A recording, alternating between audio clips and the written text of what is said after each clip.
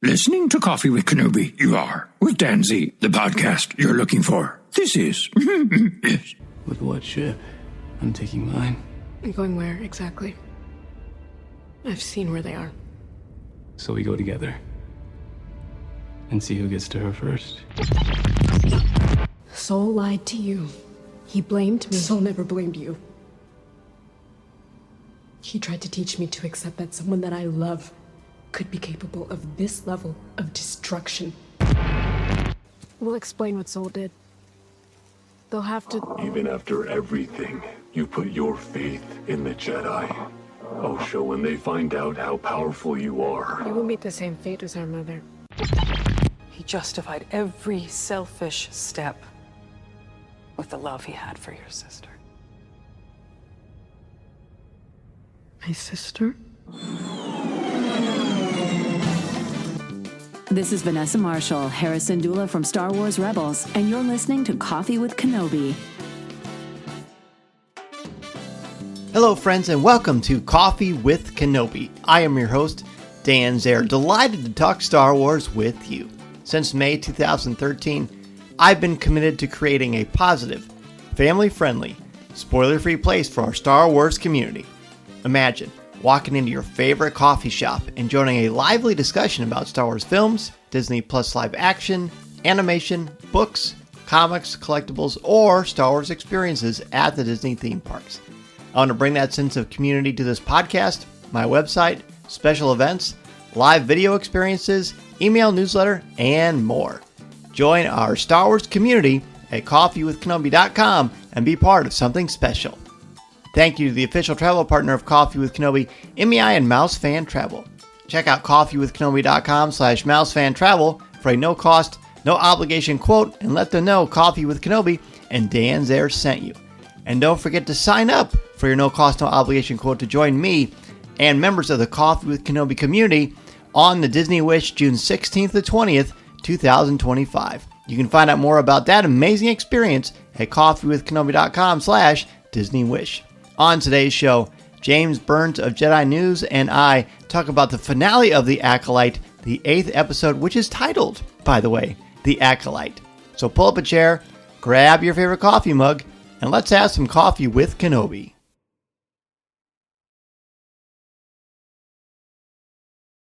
Before we jump into the actual show itself, I wanted to remind you, as I announced this week on CWK Live, next Tuesday night, July 23rd, will be the last episode of CWK Live. This has been an amazing experience for me over the past 4 years of doing the live video every week. I enjoyed it so very much, but all things have an ending. Now, there will be some occasional live events and pop-ups that will come up from time to time.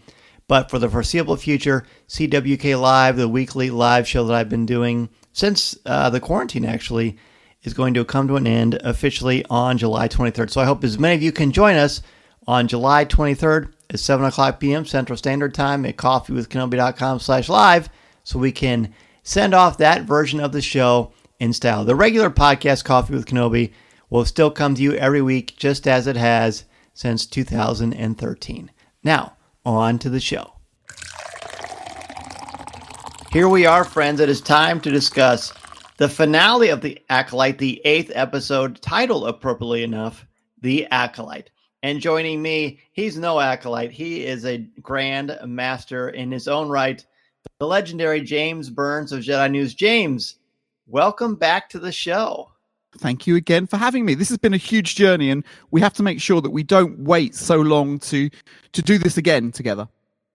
I agree. Again, as I've said, the best part about The Acolyte for me has been being able to talk about this with you. Every single week. You've been my co-host, and I've learned from you. We've had some laughs. We've shed some tears. And I think that's appropriate for this episode. So let's just jump right into it. Give me one word to describe your opinions on the finale and overall thoughts. One word. So when I watched it the first time, the word was redemption. I've watched it again today, and I think the word is lies. So it's a mixture between both of those words, redemption and lies. And overall thoughts? Overall, I actually liked the episode. I thought it was one of the strongest episodes so far that we've seen. Well, one of the strongest episodes of the season. I like some of the surprises. I like some of the twists, some of the turns. There are still some things that bother me. But and I was thinking about this today. Pretty much every Disney Plus show that we've seen, there have been things that bother me. I don't think there's anything that, maybe with the exception of the first season of The Mandalorian, that came along and sort of like ticked every single box and I was completely happy with. So we're never going to be completely happy. I think that's very, very difficult to do. There are so many of us with so many things and so many boxes to tick. Mm-hmm. And nothing is going to live up to our expectations of A New Hope and Empire Strikes Back and Jedi. And it's just not. But that's not a negative thing. I think there are still so many positives to take away. And I love the way that the story has moved further forward and how it's interacting and touching on the events in episode 1. And there is a lot here to like. But there are issues. You said a lot there that I really liked. It makes you think. And I think that's one of the things I've appreciated about the Acolyte. This series has made me think. It is definitely, look, there are very few narratives that I think are perfect. As you said, it's impossible to please everyone. You should never try to do that, by the way. Whether you're telling a story or living your life, that's impossible to do. All right. This has been, my word for the episode is going to be polarizing. Okay. Because whether it's in fandom, online, in person, or the show itself, or even with the characters in the show, it's been really polarizing. And I'm good with that. Because I like the conversation. I like that it doesn't check all the boxes. I like that it kind of does its own thing. I also have watched this twice. The first time I watched it, my word probably would have been, I don't even know what my word for the first time I do it would be, but it's definitely polarizing. There are some things that really satisfy me. And I'm going to start with something because I like what we did last week where we did stuff where we added some cream and sugar to our coffee and sweetened it up. And then some stuff that maybe made the coffee a little more bitter through the second half. So we'll stick to that. I think it worked very, very well. The first thing I want to say about it is, you know what? I'm not going to go first. You're my guest. You're my guest. I want to hear what you have to say first. Tell something that really worked for you that you really liked that added some sweets to your hot beverage. Okay. Well, I loved seeing Plagueis. I think. Are we officially? Is it official or is it just? It sure as heck seems that way because it does seem that way to me. It is. Obviously. It has. Who else is it going to be? Yeah, exactly. So it has to be Plagueis, and I think seeing him in a real live action show, Star Wars show, is amazing. And bearing in mind that some of that was thrown away because of Legends, so I think seeing that being included here is a huge plus point. And it's going to be interesting to see how the dynamic changes because there can only be 2. So we know that Plagueis lives on, and we know who Plagueis' apprentice is from episode 1. Mm-hmm. So there's a huge story to tell here because obviously the Stranger and Osha can't live. They can't continue to be. So what happens to them? What's their story? How does that all play out over the next 100 years or over the next 50 years as Palpatine is, taken under Plagueis' wings, as it were? He's probably not even born yet, probably. Yeah, probably not. So there's a lot to tell. And I'm really fascinated by that. And I'm fascinated by his inclusion. And I think many of us have wondered whether or where he was or whether there was other Sith potentially that we didn't know about. So it's really interesting that they've made this firm commitment to using the character. And there's a lot there that I would like to know about, how he cheats death, how he does some of the things that he does. So I think there's a lot for Star Wars fans potentially to find out about if the show gets a second season, which I'm sure we'll talk about later. But there's a lot there. So I really enjoyed seeing that character. I really enjoyed seeing Yoda at the end.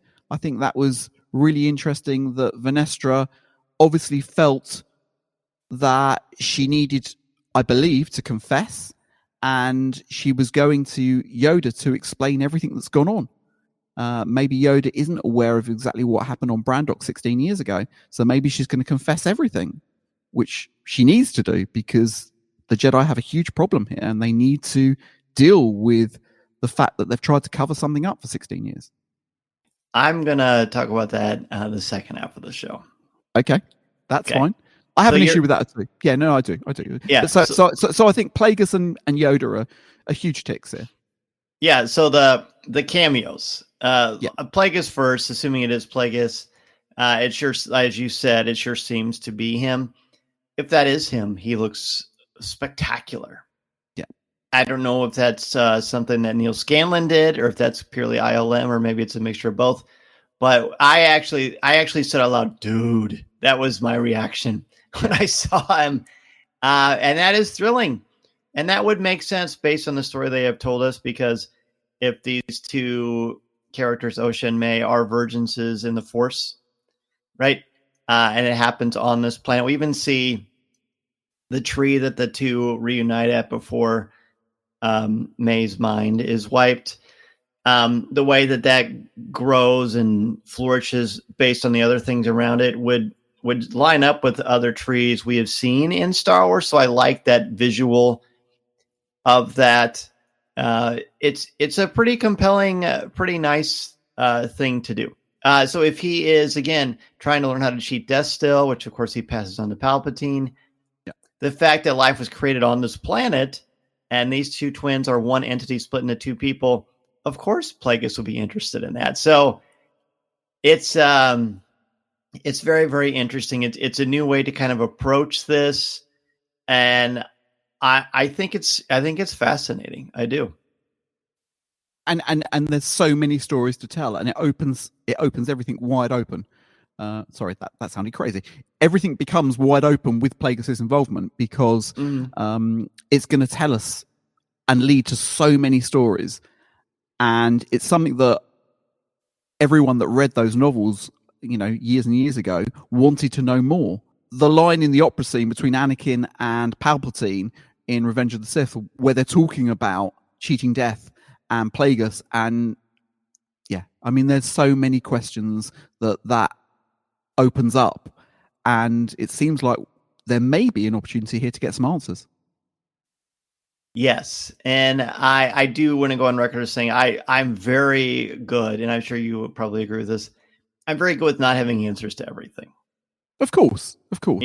I think no matter how satisfying it was executed and filmed and performed, I still would have been okay with not knowing how Boba Fett got out of the Sarlacc pit. It would have been kind of cool to just had to have your imagination with that. But we'll see.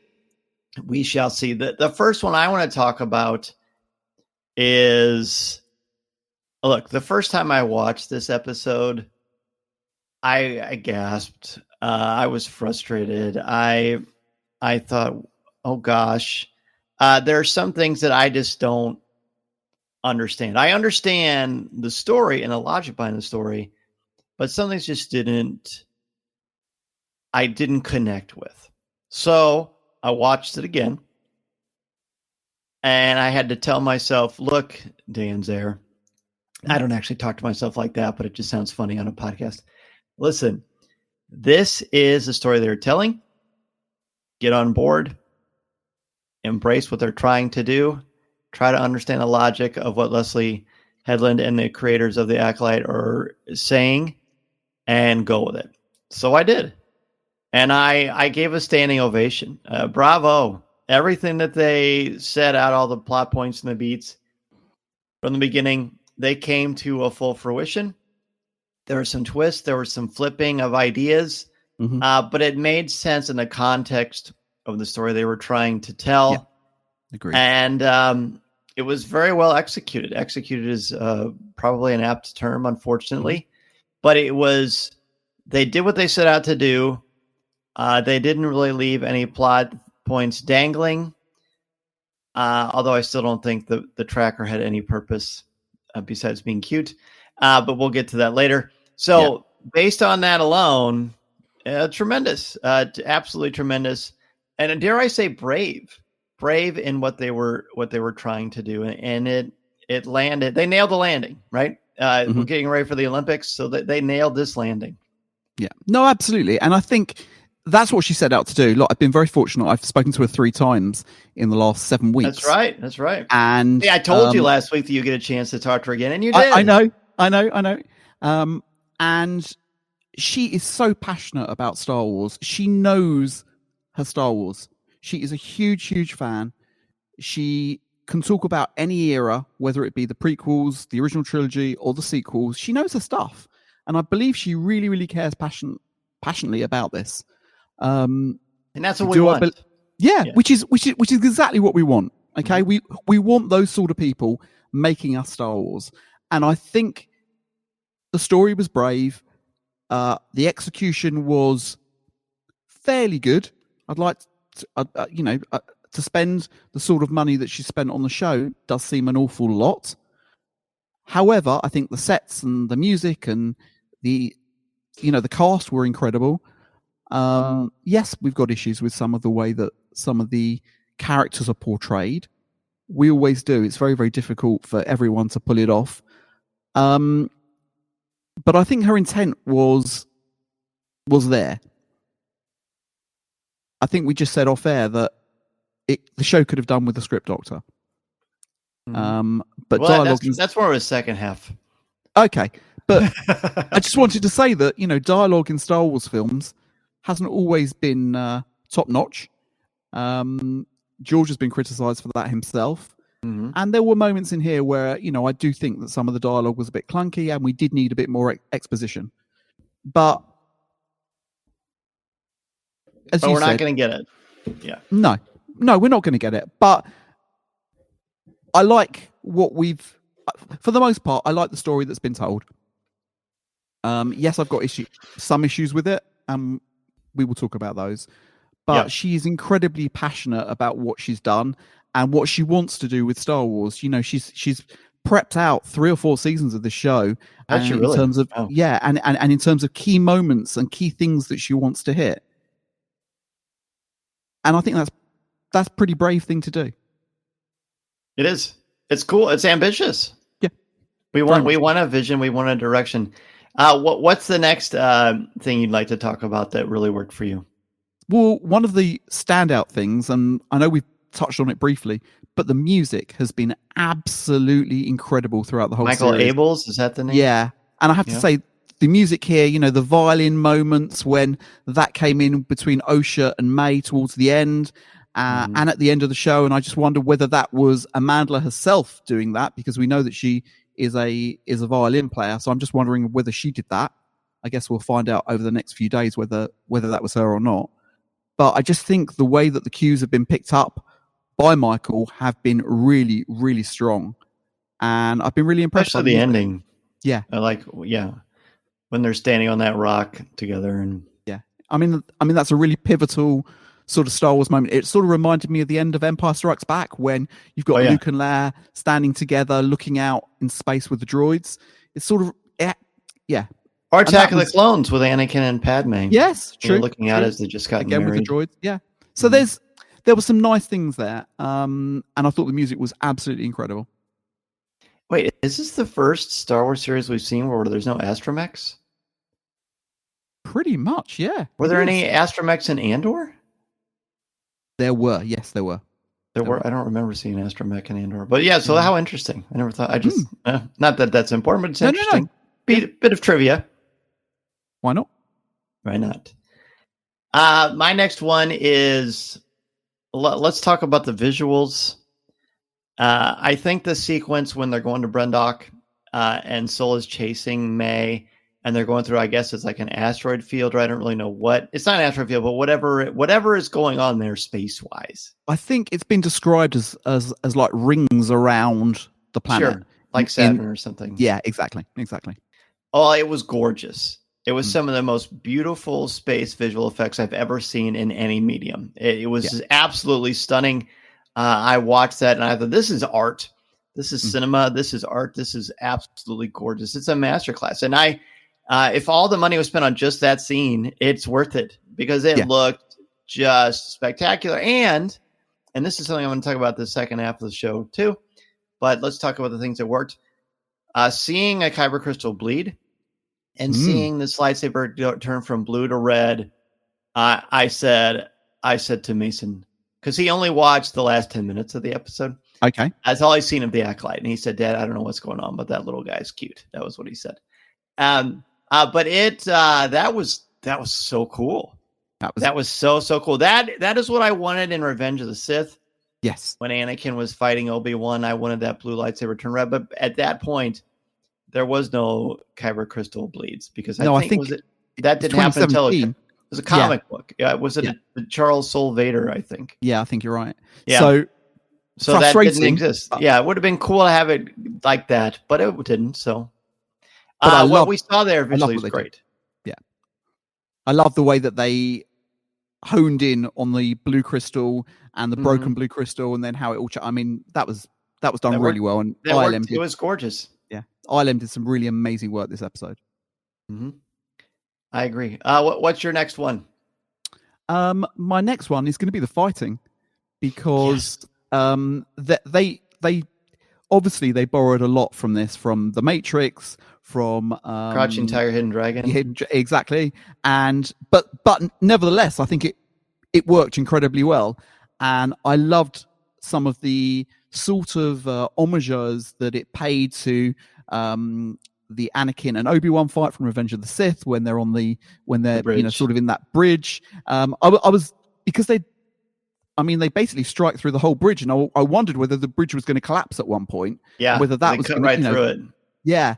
So, but it didn't. I don't know whether that was an effect that they didn't include, potentially. If we ever get a chance to talk to Leslie, I will ask her. You'll probably talk to her tomorrow. Do you have her on speed dial at this point? Not yet. I'm getting to that point. I'm trying. Yes. I did. Okay. So what I did, I was offered one more question last week. So the one more question last week was, can we do this again next week? And she said yes. But she said it's not down to me, it's down to her agent. So I have emailed the agent, and I have said, Leslie said that she would, so could we? So, but I haven't heard, but I thought I'd try. Yes. It costs nothing to try. That's right. So we'll see whether we get an opportunity to talk to her this week, but here's hoping. So, because I love that. I thought the way that they did that, and the way that they were, even when there was another point when Osha and May were going through the sort of exhaust tunnel at the bottom of the witch's coven, and she was sucked into that in the same way that Luke was sucked into that one on Bespin. So I liked some of those little nods, but the fighting was just incredible. That was going to be my next one. So I'll talk about it. Yes, it was amazing. No, don't be. I think I'm honored to have the same thought process as you. It was spectacular. Are you kidding me? It was so amazing. In like the visuals and the stunt work, and it was just splendid. It was absolutely splendid. It's that sequence deserves an Emmy for fight choreography, because it's gorgeous. It's absolutely stunning. Full use of the medium, full use of the technology, fully embracing the abilities of someone strong in the Force, whether they're light or dark side. Mm-hmm. I couldn't have loved that more. I wrote down a list. Of course, we do our top fives on CWK Live, and so far 1, 2, 3. I have like 9 of my top fives. Usually, I just nail it to 5, whatever. So I'm going to narrow it down. Obviously, maybe I'll expand, because next week, as I said at the top of the show, and on CWK Live this week, next week, the 23rd, is the last CWK Live that I'm going to do. So this is a good one to kind of go out on a bang with. Yeah. Why is your last one? You know what? It's just time. I started it during the pandemic. And as much as I love it, I'd rather it's a lot of work to do this and the regular show. And I'd rather put my eggs in other baskets. I've got other things that I'm working on. But more than any of that, I would really this is a really great time. It's always a great time to be a family man, but I really want to spend that extra night every evening with my family. I don't want to miss any of those good things. And there will be occasional live shows that will pop up on occasion. And of course, Coffee with Kenobi is not going anywhere, but absolutely no. So everyone is still stuck with me. Yay. Great news for Star Wars fandom. Oh, that's very kind. So I don't know that I have too many more things I'm good to talk about that work. Is there anything else that you would like to add? Just pile them on. Anything? Yeah, in terms of really positive things, I love some of the Senate, some of the Senate stuff. I love seeing all of the different Senate members, and I thought their attire was incredible, and the detail that went into some of that, and the characters. I'd love to know who all those characters were. I love scenes like that, and for me, it sort of touched on Andor at that point because there was. You could see those scenes being in Andor too. And I really like that. I like some of that political intrigue, and we can sometimes get too much of that, but I enjoyed it. I thought it worked well. Obviously there is a couple of senators that are gunning for the Jedi, which always makes for interesting What's the name of intrigue. The senator that's the chief Senator instigator? Rayancourt. I love him. Yeah. He is awesome. He's one of the most much. compelling characters. I wish we got more of him in every episode. He is fabulous. Yeah. And I'm hoping that we see more of that story, because obviously there is some worry that the Jedi aren't necessarily doing what they should be doing. And he seems to want to challenge them. And I think that's a positive thing. I do too. Rayancourt was a great addition to this cast. The performance was excellent. I looked in the credits several times. I didn't see him listed anywhere. They didn't have a character list. Oh, really? I mean, it's very possible I missed it. Because the second half of the credits, the font is so small, which is very unusual. Yeah, it was hard to kind of piece out. So maybe there was something there that I didn't have my spectacles on, so I couldn't see. But interesting stuff. This is Vanessa Marshall, and you're listening to Coffee with Kenobi.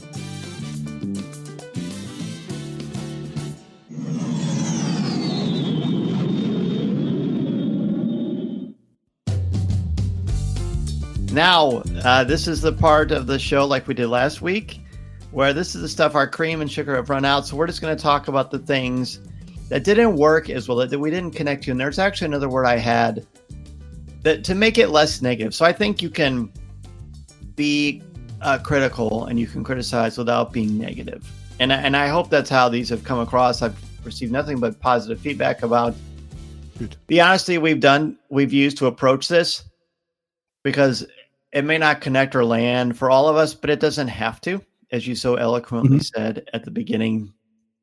What are some things that didn't work for you? Basil.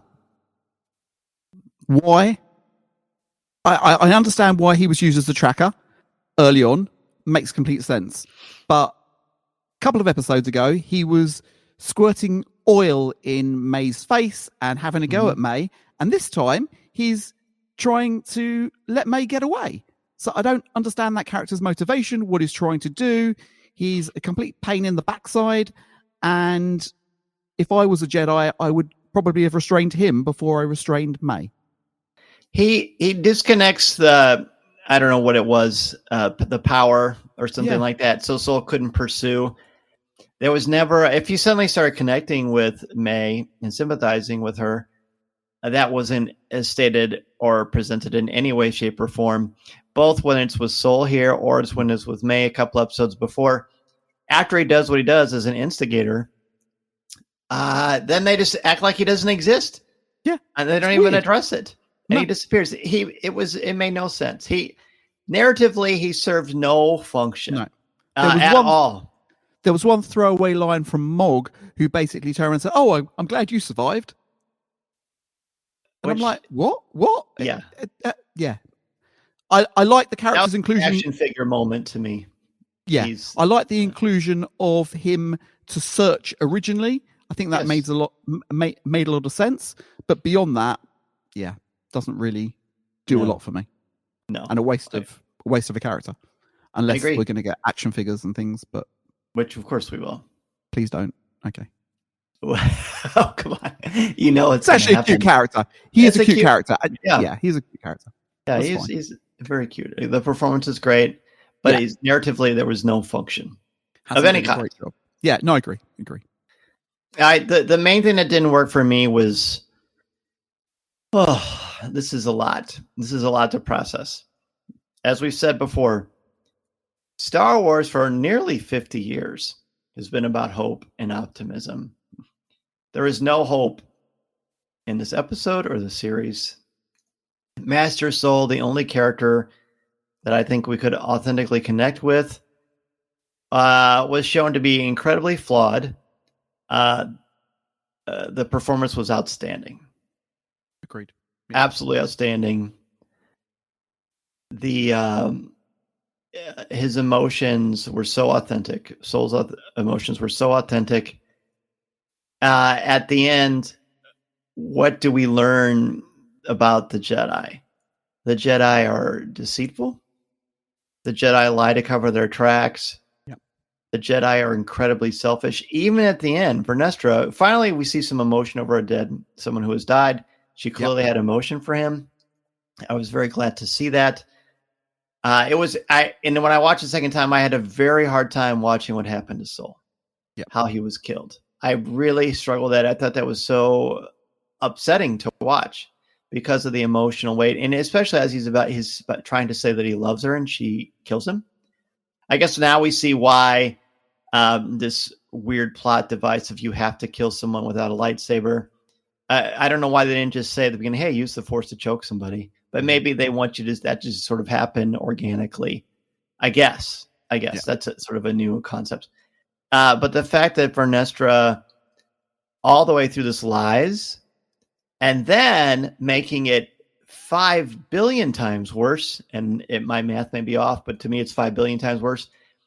The whole galaxy has to know that he went crazy and he killed himself. The most I don't even know how to explain it, but what suicide is so horrible in real life, and it doesn't carry with it any sort of honor.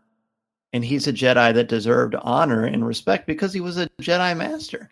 And she says, so she whispered to him sorry when he's dead, and the whole galaxy has to know that he killed himself, so she can cover her errors that she's had for all this time.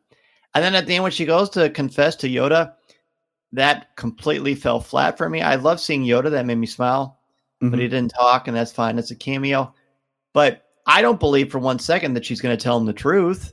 Or if she is, do you think Yoda's going to keep that a secret? Absolutely not.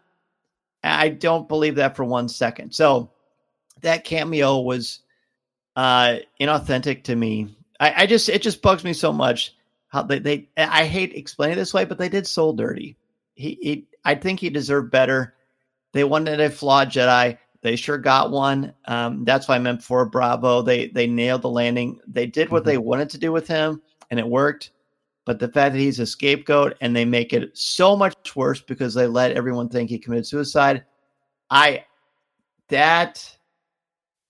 crushes me. I don't like that. I don't like that story choice. It worked for what they're trying to do, but I just didn't. It just really bummed me out. Look, this story is obviously telling, essentially, we're learning about the Sith ascension to the throne and the Sith becoming public again, whereas they've always hidden and they haven't been around for years and years and years. A millennia, we're told. Yeah. And so now we're learning. They're hiding the existence of the Sith, too.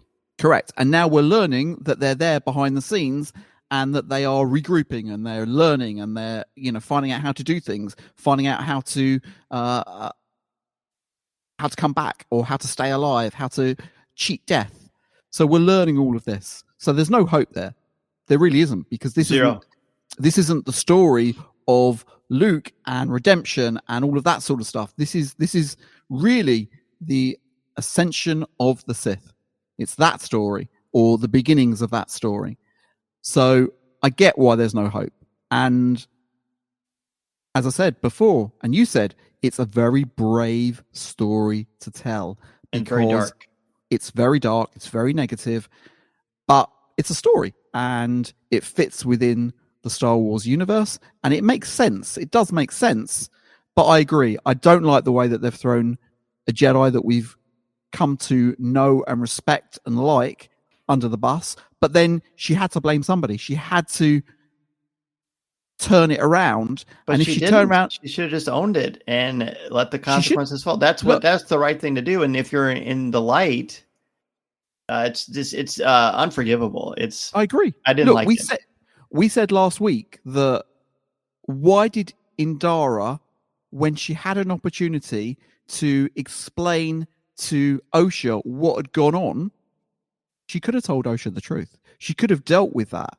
She could have explained that Soul reacted by mistake, or the whole thing was, an accident and they never meant to kill the mother.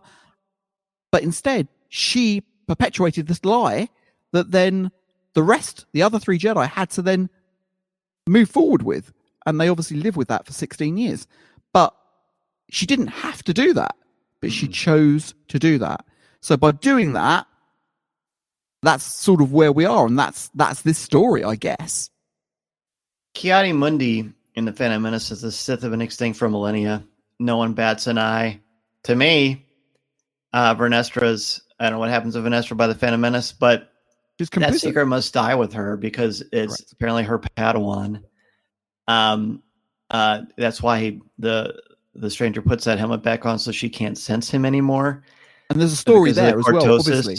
Oh, big time. That's a pretty interesting story that I would like to. I'm curious to see how that plays out. But so if you want to say now that line in the Phantom Menace doesn't work, I disagree. It does work if Vernestra doesn't tell Yoda.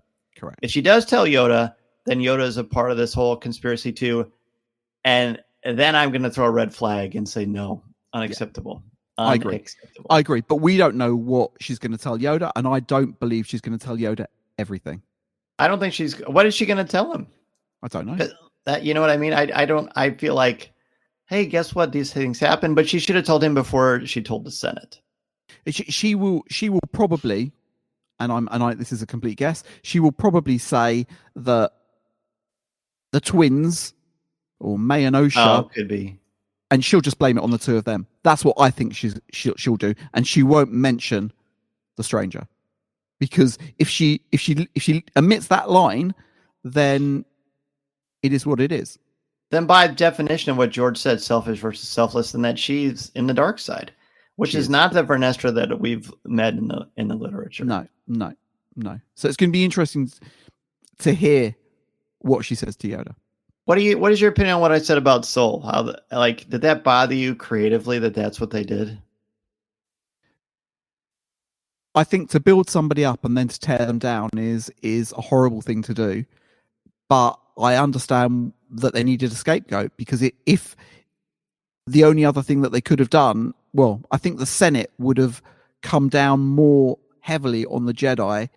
Well, obviously, if she told the truth, then the galaxy is in turmoil because you've got potentially two Sith running around, and she certainly didn't want to say that.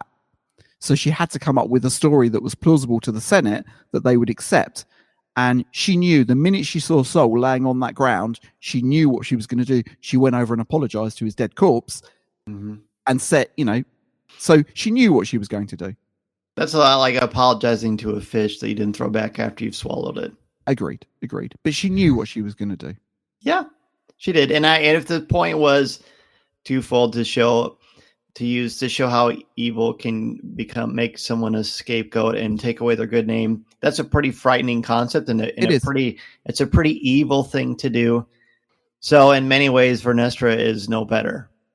Yeah, I don't disagree. So she is, that's a problem. Look, the two Jedi that I have most issues with over this whole series in terms of the course of events are Indara and Vernestra. Absolutely. Those two are lying, hiding, cheating. It was the other word that I came up with before, which was lies. Between the two of them, they've changed the course of what's going on here.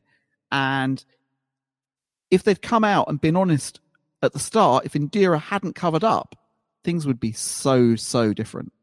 Here's my concern. Okay. It saddens me. Because what is the message here? As an English teacher, how could I not look for a message in this? A good story has a message, right? But is lying portrayed as an acceptable option? Is lying portrayed as, look, sometimes you have to lie. Sometimes you have to keep key events. Oh, there's a sense of omission and commission. There are key events. You have to cover yourself up because in your mind it's for the greater good. Lying is never good. Lying is never acceptable. That flies in the face culturally or spiritually, whatever you believe. I find it hard to believe that anyone, and this isn't even being altruistic. I find it hard to believe that someone would authentically say, yeah, you should lie. It's dishonest. So the Jedi are supposed to be, again, the pinnacle, the peak of compassion, of decency, of light and life. Yep. Lying flies in the face of that. So there's no character that you can hang your hat on and say, this is the person I root for. This is the hero of the series. There is no hero in this series. No. And this is a Star Wars series, James, as you know. Yep. And that saddens me. That saddens me. But I think that's the whole premise of the show. It is. So, but there is a lesson here. There is a lesson for your students. And the lesson is, if you tell a lie, this is how it manifests itself. Right. Do you think it's portrayed that way, or do you think it's shown as acceptable? As an acceptable alternative option?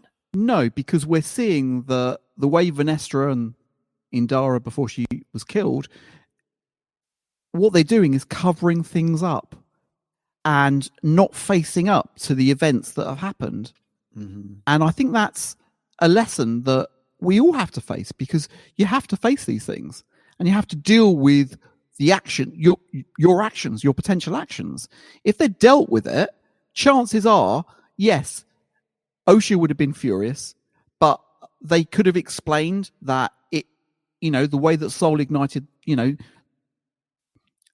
mothers were turning against the Jedi. They had to defend themselves, and they could have explained that. Yes, maybe they shouldn't have encroached on their space, but then that's what the Jedi are there to do. The Jedi have a right to do that throughout the universe. Mm-hmm. So they could have sat down with Osha and explained that. She wouldn't have been happy with it, but then as we learn, she was never happy with the fact that her mother got killed. That was what stopped her from becoming a Jedi. So either way, there were issues. So maybe had they faced that, had they told the truth, then things would be very, very different. It wouldn't have changed the way that May then turns up 16 years later looking for revenge. That wouldn't have changed. It wouldn't have changed the Stranger's actions. It wouldn't have changed what Plagueis had done. But there would have been nothing hidden. True. I like your interpretation, and I want to feel the way that you feel. Perhaps another viewing in some time may shed some light on that for me. I don't know how I feel. I don't know if that is how it was communicated. I don't know. I think it wasn't shown as good, but it was also shown as the only option, especially because of the ending with Yoda, how it was ambiguous. Because again, if she tells him, then this lie stops there. But she's not going to tell him. So that to me shows us like, look, it wasn't a great idea, but this is what I did. So we don't have a hero in a Star Wars story. Yep. Doesn't that's hard for me to get on board with. It is, but if you were somebody that rooted for the other side, you'd be cheering at this point. Isn't that scary though? It is scary, but yeah. But you're right. Look at it. Look at it from the other side. Look at it from the Sith side. They're getting stronger. The Stranger Kimar has managed to persuade May to come over to the dark side, and she's embraced that. So from their point of view, things look up. Yeah. So I guess it is called the Acolyte. Yeah. I guess they weren't trying to pretend like it was anything else. Correct. That's why a Dungeons and Dragons campaign with all evil characters is hard to run. Maybe I'm just not meant to. Maybe I'm just not to be the DM for this. Look. I think everything we've ever had in Star Wars has always been based on hope, and has always been looking to the positive. This is the first time that a series has come along called The Acolyte. It's done pretty much what it set out to do. It does say what it says, yeah. And it is telling the story from the other side. So at this point, if you're rooting for that other side, whoa, go Sith. But it's true. Yeah, you're right. It's their story. It's their story. Right. You're right. It isn't a story of hope. Hope's not mentioned in the title. No, it's not. It's looking at it from the other side of the coin, and they're growing. They're getting stronger. There's, we've got Plagueis watching over these two. Plagueis has probably encouraged him to take on an apprentice. He doesn't necessarily know what's going to happen yet because of the rule of two. I think it's fascinating, and we're learning and seeing it from the other side. It is fascinating. I'm uncomfortable with it, and we should be. I think I am supposed to be. Yes, I think we're all supposed to be uncomfortable with it because we don't want to see the Sith succeed. No, we don't. What's another thing that didn't work for you? I didn't like the use of the Jedi. When Vernestra says, and again it's Vernestra, go and gather as many Jedi Knights as you can without raising suspicion. And then you bring these Jedi Knights along and she tells them to create a perimeter, and then suddenly they're all chasing after the little Basil again. Yeah. So I didn't like that. I understand use the Jedi to lie. Yeah. Correct. Yeah. So I didn't like that. Let's just talk about Vernestra. I've said so many times, and I'll try not to repeat myself. She's one of my favorite characters in the High Republic, the literature of the High Republic. In this, I've tried. I shouldn't have to try to like a character because apparently she's going to be the lead because everyone else is dead, and May doesn't remember anything. Osha has completely turned. Yeah, maybe. So that is. I just don't. This is one of the most unconventional stories that I've ever studied, and I've studied a lot of stories. Yep. As a teacher, as a fan, as a connoisseur of popular culture and fiction, this is it's hard for me because, and by the way, that super cool whip, I told you that was it, and that was pointless. Wow. They had so many chances to use it, they don't. Vernestra is not a character I'm remotely interested in because going down in my estimation. She was flat, and she went down in my estimation because she was just as duplicitous as the rest of them, and she let her dear friend that she loved let everyone think he committed suicide. And that isn't love. That's horrible. To me, that's evil. And I was just disappointed with Vernestra. I really was. Everything about it. Yeah, I don't disagree with you at all.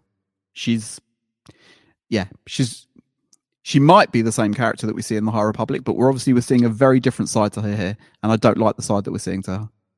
No, that's a pretty extreme. Yeah. It would be like learning that because I don't know, Captain America's an apt comparison as the way Vernestra is, but I don't know. That's a hard one for me to swallow. Yeah. My next one is the Kyber crystal thing. Mm-hmm. While the visual is great and it was so well executed, so well done, that was great. But if memory serves, in the comics, a guy named Darth Sidious or Darth Vader or Kylo Ren, who is not a Sith, but is very, very, very strong in the dark side. These characters, when they corrupt the Kyber crystal and make it bleed, because that's how Kyber crystals get red, they're in essence killing the life connection of it. She did it easily, with minimal effort. Maybe it was a ton of effort to it. Yeah, we don't know. But I guess I don't know. I don't really like being that person that complains about power levels because I've never understood that in other things. Mm-hmm. So please forgive me, people who did like this part. But that kind of made me like. Narratively, it was gorgeous, and I guess it's sort of a dumb thing for me to even complain about. But it is something that hit my radar. Yeah, that's fair. That's fair. Because if it's easy for her, then Palpatine should be able to do it while without even thinking. Yeah, I don't screw with you. And we've never, I think part of the problem with that is that we've never seen it on screen before. Sure. And we would expect to have seen other characters use it or do it.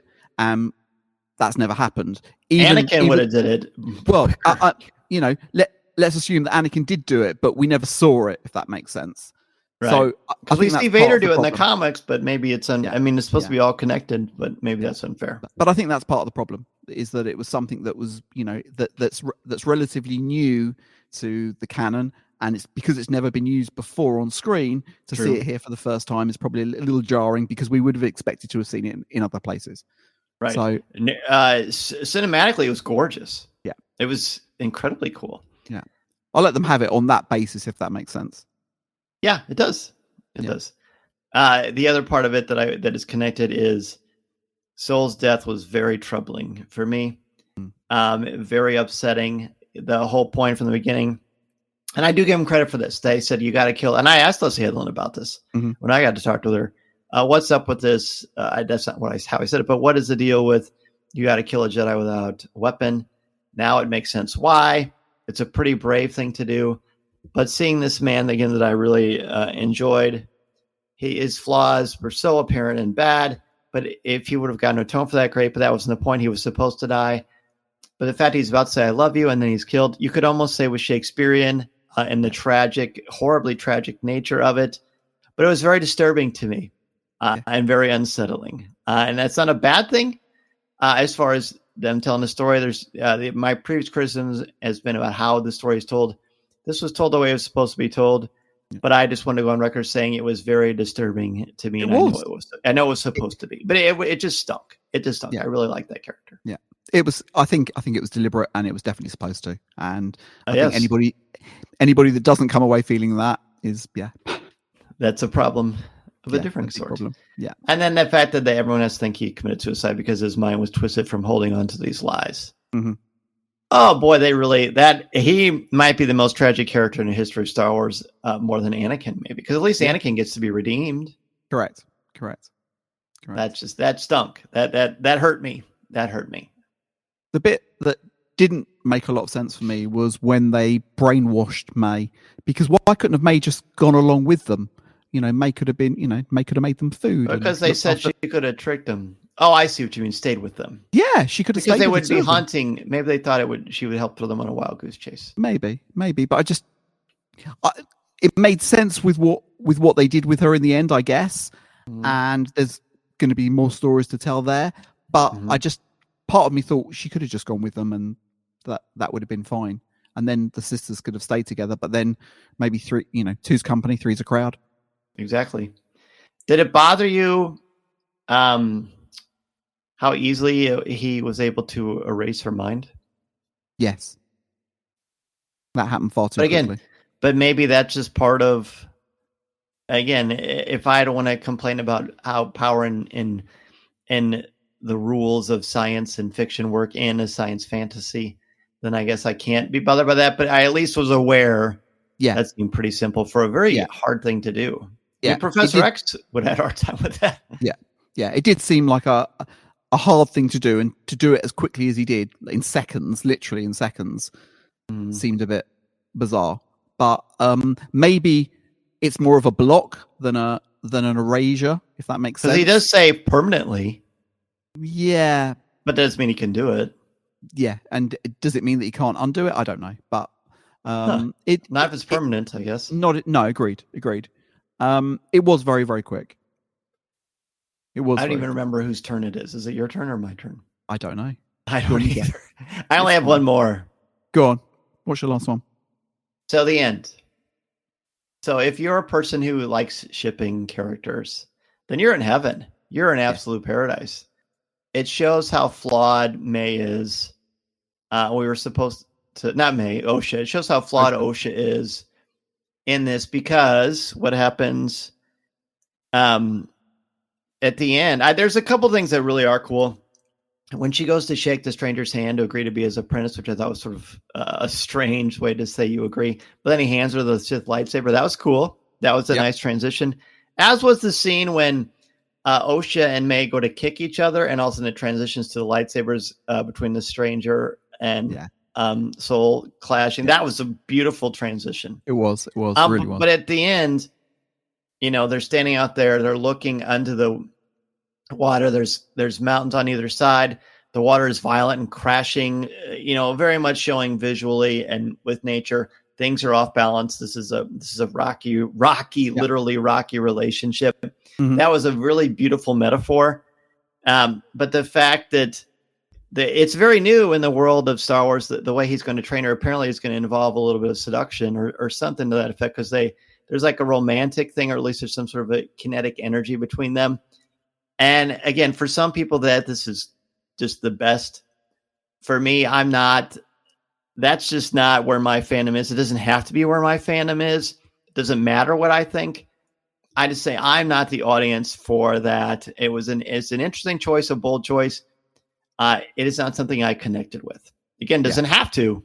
Yeah. No, but I was like, wow, they have done what they wanted to do. So kudos for that.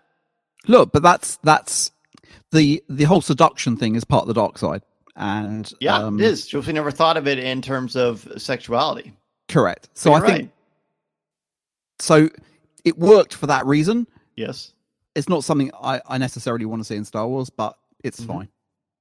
Yeah, it is what it is. Again, it's cool that it's not always about. It doesn't have to always be about me. No, exactly. And they're catering to a huge audience, and there has to be something for everyone.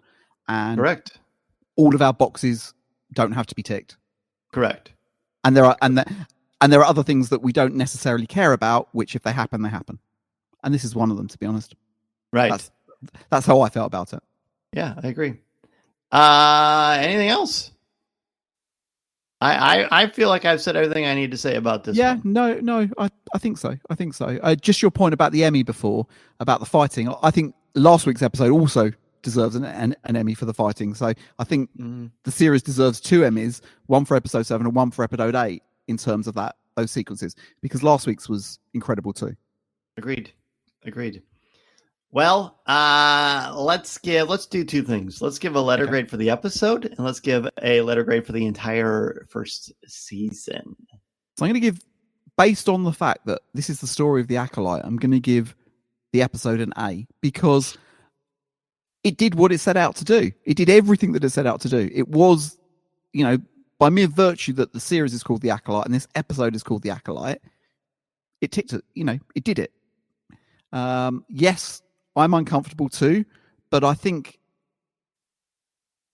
I understand the direction that Leslie Headland wanted to take the series, which is incredibly brave because no one's ever done it before. But I think what she set out to do has been achieved, and we're seeing the story of the Sith and their rise across the galaxy. It's not something we want to see or we're particularly happy about, but she's doing it, and for the most part, I'm happy with the journey that we've gone on. Yes, there's been issues, but anyway, your grade. Sorry. I love that you've really helped me a lot with this. Your comments today, so thank you. I agree. It's an A. It's not. I think I'm trying to be objective here. Mm-hmm. The way it was told, all the things we've gotten from the beginning. If my beef was always that the story is told inconsistently or it didn't work, here it worked. Mm-hmm. Here it worked. It's a good lesson, and you can't really truly evaluate something until you've got the entire piece, until you've got all the jigsaw puzzle pieces, and we've got them all. What she was trying to do, what the mission was, keeping in mind it is told from the perspective of evil. And this one, evil wins. I'm uncomfortable with that. Yep. I think everyone, I would assume that is the direction of what it's supposed to do. It was very bold, as you said. And while the narrative was very flawed, this one, I don't know that you could find too many quibbles with. While I don't agree or appreciate the direction of some of the characters, and I just am heartbroken by what happened with Soul and how his legacy will be viewed historically from the Senate's point of view and from the Jedi's historical point of view. He is the greatest tragedy in Jedi lore to me because he doesn't get a chance to be redeemed. And that's hard for me. So I give this episode an A. But now the harder question, how do you rank the whole series? What letter would you give the whole series? Well, I was just thinking of an analogy. It's just come to me. Okay. Avengers, Endgame, the snap. Mm-hmm. We all walked out of that cinema in shock. Mm-hmm. The snaps happened. Half of our heroes have been killed. Mm-hmm. We knew that everything was going to be okay, or we hoped everything was going to be okay. But a lot of us left that cinema feeling really dejected. Yeah. Because half of our heroes have just been killed. This is, for me, if you can compare this series to that Avengers film, if you like. Infinity War versus Endgame. Yeah. Because we're all feeling dejected. We're not happy with where it's going. We know that there's hope in the future. We know what happens in the future here. We don't know how necessarily yet the Sith rise. And we know that they do, because otherwise we wouldn't have Star Wars and we wouldn't have 9 episodes of the Skywalker saga. Mm-hmm. So for me, if I look at the whole series as being the story of the Acolyte and the resurgence of the Sith, or the Sith coming to the fore again after being away for a millennia, Mm-hmm. then the story for me has been told, and I like where we're going and I like what we're learning. I disagree. No, disagree strong. I don't like some of the narrative choices and how we've necessarily got there to this point. And when I spoke to Leslie last week, I talked about, did they think about telling episodes 3 and 7 first? And she said yes. That was something that they had thought about. They even thought about calling the first episode 4. So episode 1, they talked about putting a title on as episode 4 so that we could go back and watch it in chronological order. So, and she said that yes, she felt that we would have more empathy for the Jedi if we'd watched it in a chronological order potentially. So it's something that they'd all played around with at Lucasfilm, and they didn't do it because they thought it would confuse too many people. And she then said, but this has confused many people too. So I don't think she could have necessarily won. But anyway, so I think for me, the whole series, I'm going to give it a B. I think it told the story of what she set out to do, but I think there's some room for improvement. I enjoyed it, so I'm going to give it a B. Listening to Coffee with Kenobi, you are, with Dan Z, the podcast you're looking for. This is... yes.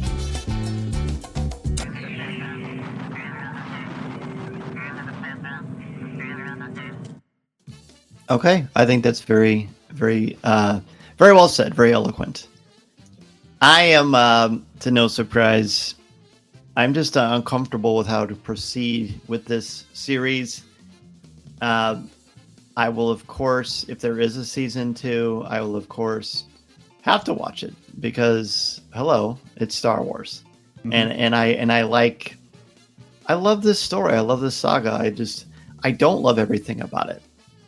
I think that is something to embrace because, again, critical thinker, intellectual honesty. That will always be something that I will pilot my specifics, a YT 1300 light cruiser through. That will be always something that is important to me.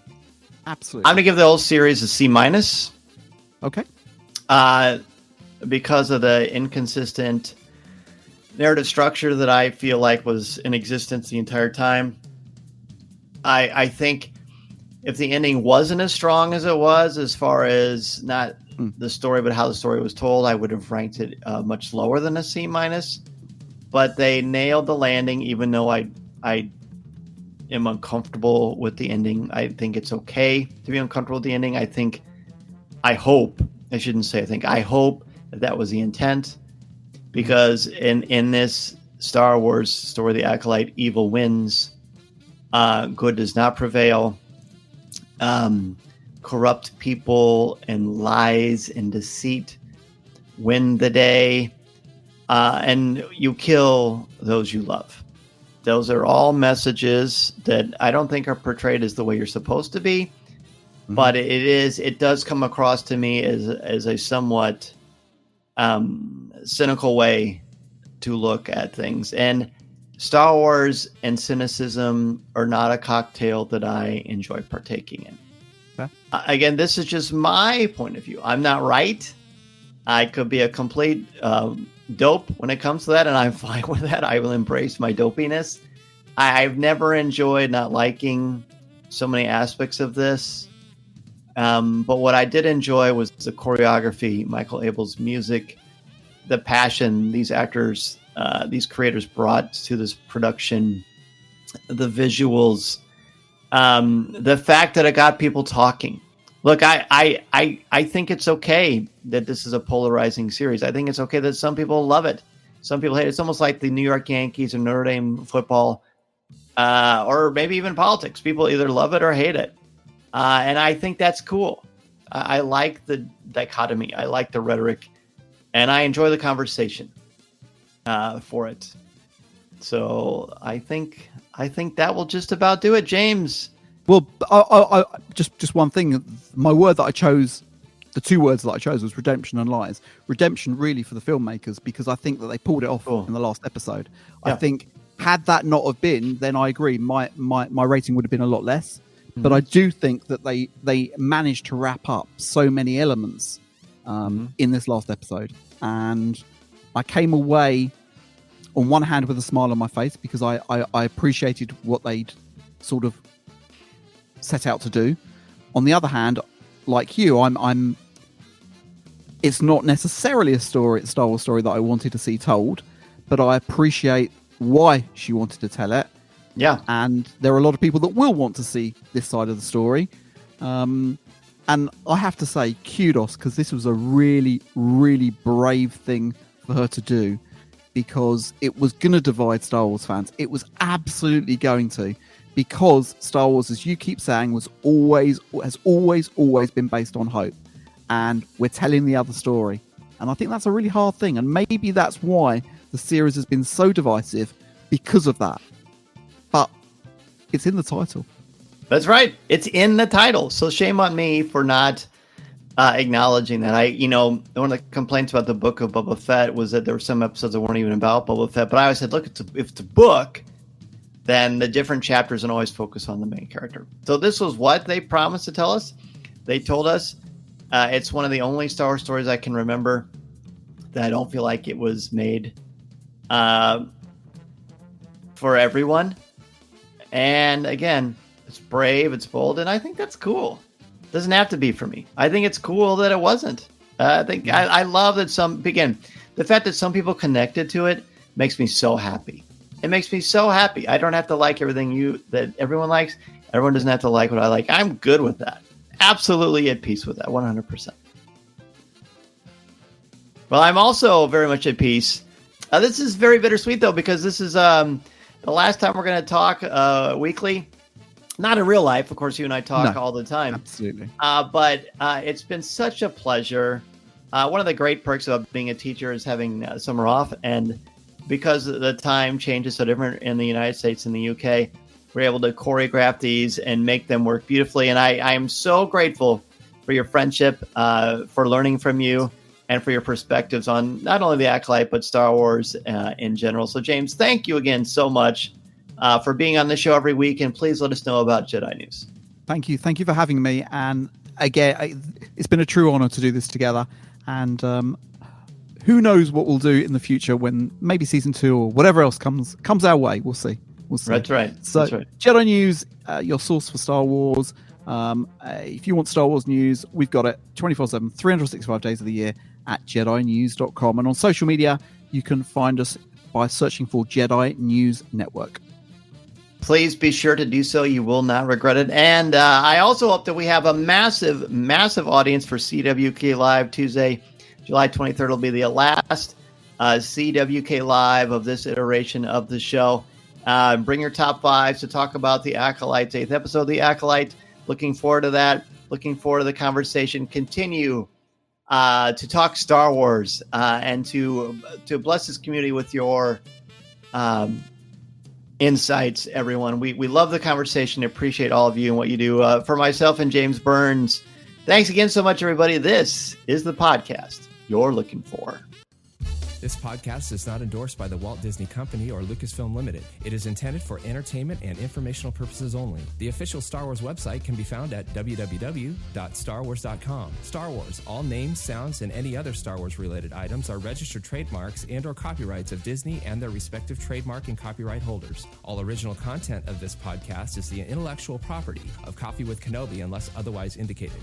This is the podcast you're looking for.